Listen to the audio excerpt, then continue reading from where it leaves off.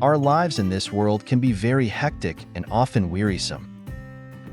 It is easy to lose focus and become overwhelmed with stress and anxiety. Let's take a moment today to refocus our minds and spirits on God's promise to His people. He says, "My presence shall go with you, and I will give you rest." What a perfect promise from God. In Exodus chapter 33, Moses expresses the heavy weight of his mission that he had been feeling. He is worried about who will help him, where they will go, and how he will possibly be able to undertake this massive operation on his own. In verses 12 to 14, Moses seeks God's presence and guidance as he leads the Israelites. Then God assures Moses that His presence will go with him and grant him rest. This is all Moses needed to know. And then, as if to seal the deal, the Lord promised to show him His glory. This experience with God empowered Moses for his arduous mission. Spurgeon emphasizes the significance of God's promise, highlighting that His presence encompasses favor, fellowship, care, and power. His devotional discusses that God's presence is the ultimate source of rest and peace, even amidst life's challenges and uncertainties. He concludes with a prayer for God's guidance and the assurance that His presence will bring rest and fulfillment for us today. Let's listen in on Moses' plea to the Lord God and his elegantly simple response. Then Moses said to the Lord, "See, you say to me, 'Bring up this people,' but you yourself have not let me know whom you will send with me. Moreover, you have said, 'I have known you by name,' and you have also found favor in my sight.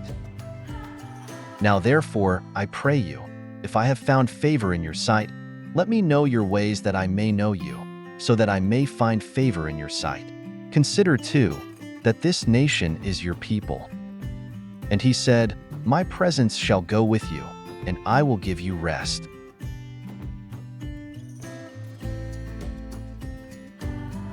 Spurgeon expands on the preciousness of this promise in his devotional reading. Let's check it out. And he said, "My presence shall go with you, and I will give you rest." Exodus 33 verse 14. Precious promise. Lord, enable me to appropriate it as all my own. We must go at certain times from our abode, for here we have no continuing city. It often happens that when we feel most at home in a place, we are suddenly called away from it. Here is the antidote for this ill. The Lord Himself will keep us company. His presence, which includes His favor, His fellowship, His care, and His power, shall be ever with us in every one of our marchings. This means far more than it says, for, in fact, it means all things. If we have God present with us, we have possession of heaven and earth. Go with me, Lord, and then command me where you will. But we hope to find a place of rest. The text promises it. We are to have rest of God's own giving, making, and preserving. His presence will cause us to rest even when we are on the march, yes, even in the midst of battle.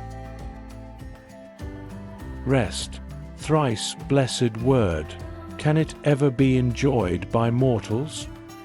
Yes, there is the promise, and by faith we plead it.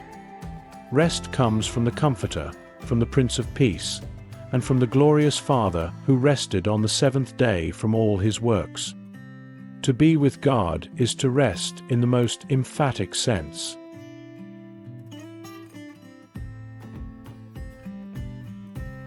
Reflect on this promise today and meditate on the fact that God's presence is the ultimate source of peace and rest, even in challenging times. When you are feeling overwhelmed, go to Him. Pour out your heart to His ever-patient, listening ear. He will give you rest. And He said, "My presence shall go with you, and I will give you rest. Exodus 33 verse 14.